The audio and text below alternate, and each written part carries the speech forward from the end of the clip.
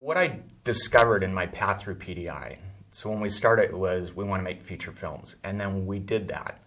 And what I discovered that I loved was this combination of technology and entertainment, and I knew that from the beginning. But then this third element of being around creative people all the time, and that's of course where the spark is and the magic is.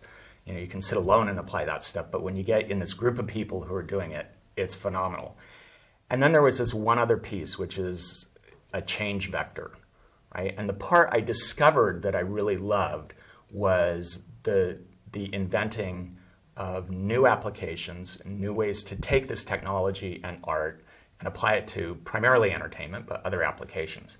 There came a point where we had accomplished that with PDI, and that's when I left. And I went into the venture capital business thinking, well, I can take what I've learned so far and continue to apply that. It's an industry that exists because of that change vector, but it was missing that collective group of creative people. And you're really managing other people's money and trying to get a good investment return out of it and stuff. And it's about the business side, but not the creative side. So it was a great experience. I learned as much in those 3 years as I did in 20 years at PDI about business because, well, I started doing it right at the peak of the bubble, so it was 3 years of hell, right? Learned a lot, and found now in education that's where the magic is for me. It's technology, it's entertainment, it's working with this creative group of students who are young and looking forward to the future as opposed to looking back at what's being done. They're not concerned about fixing problems that are there with production today. They're concerned with how can we take this stuff and invent again. And it's all about that change and this group of creative people again. So it's a beautiful place to be. And the opportunities that they're seeing now are phenomenal with where technology is going instead of where it's brought us from.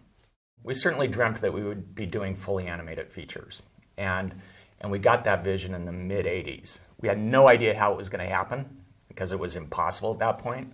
But we knew it was going to happen. We knew we wanted to be there as a part of it.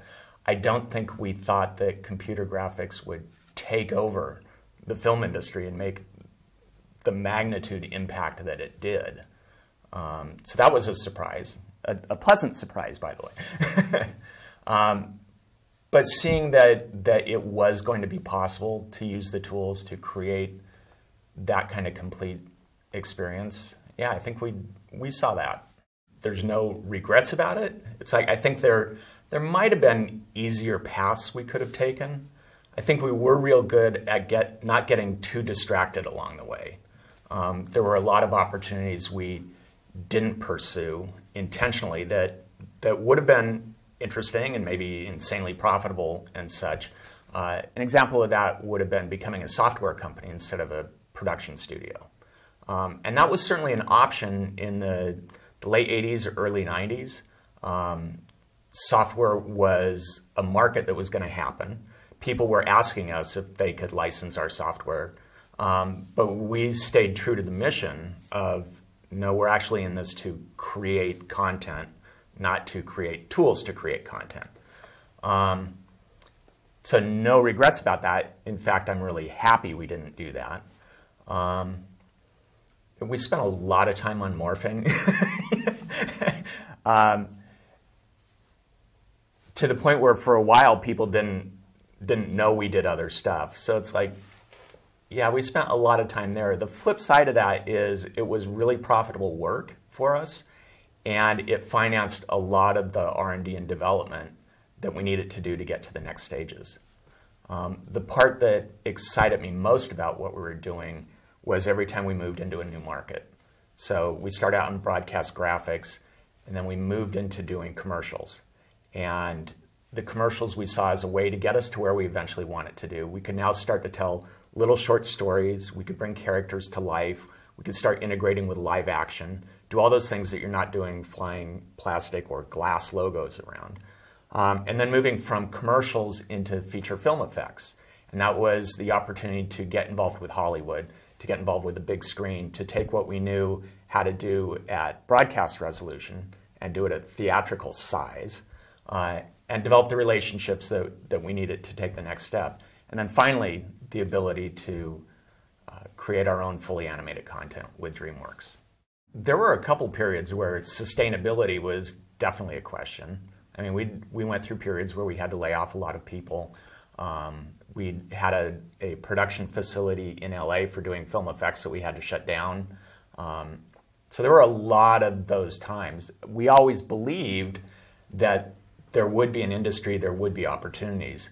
But it was really hard a few times to get there. And then in the commercial industry, you know, there's a pendulum that swings from kind of high touch and feel to high tech, back and forth. And when we started in commercials, it was a real high tech time, and then it went to real kind of touchy-feely commercials for a while where people didn't want to use effects much.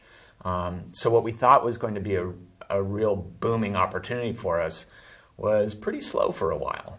There's globalization, there's commoditization of the technology, there's the economics of the studios, there's tax incentives. All those things are intermeshing with each other to create a really complex situation for a business to survive in.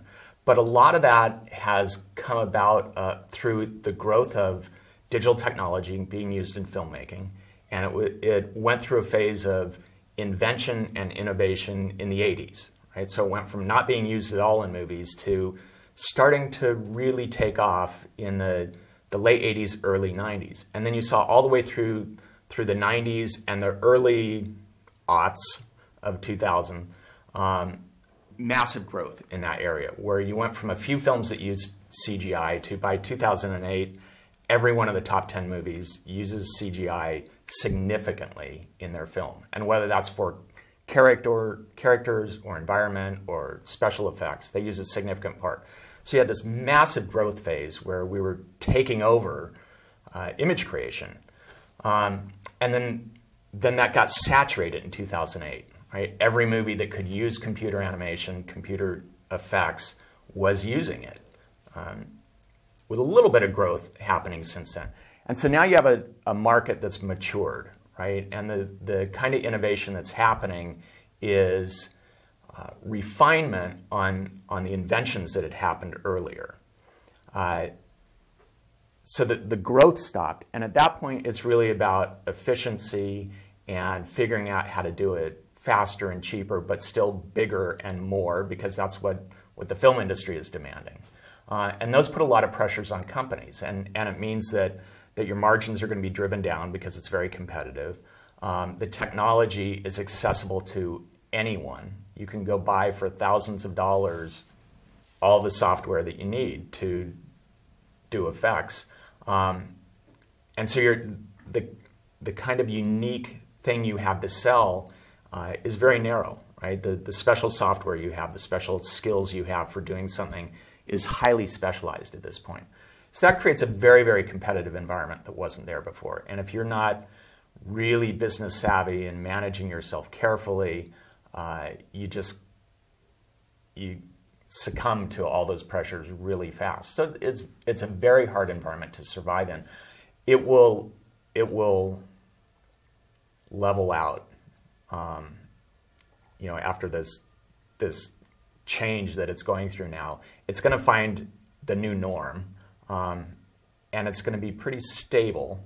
It'll be global, and there's no undoing that. I think even if you magically made tax incentives go away and leveled the playing field and all that, it's still a global industry. I mean, the world is a large place, and we're all communicating together, and we're all connected together now. It's going to happen that way. And Los Angeles, California, the United States does not have a monopoly on talent. People are brilliant worldwide, and there are people worldwide who want to work in this industry, who have brilliant ideas, who have brilliant creative input, who are going to get their opportunity to participate in the creating of that kind of media. There's two different parts. There's what do you do if you're a movie studio or a television network,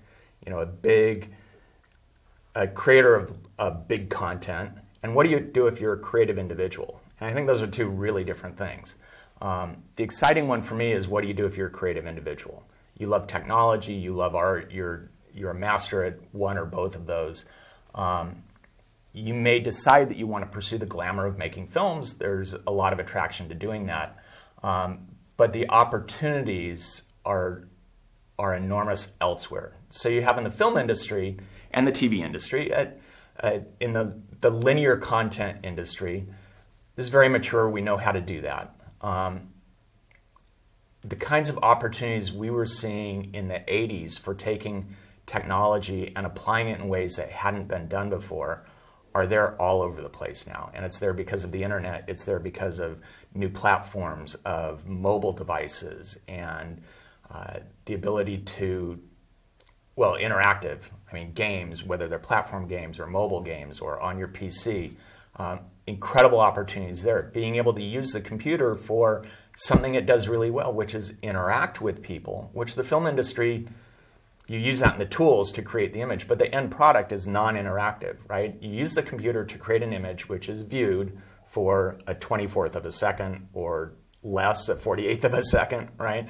And then it's gone and the computer has done its work and it's finished. When you look at interactive technologies, that's where the computer is doing all of its work, right? Is giving you the experience to interact with it. And the opportunities there are wide open right now. And when you look farther out at where all this technology is going with virtual reality, with augmented reality, with wearable devices, with screens that may not be there, that may be the size of your wall, that are embedded in your cornea, who knows, right? Those are all opportunities for where things are going. That some of that, you know, early toys we can play with are available now, but 20 years from now it's going to be so different, in the same way that in 1980, 20 years later, was going to be so different than what we saw then.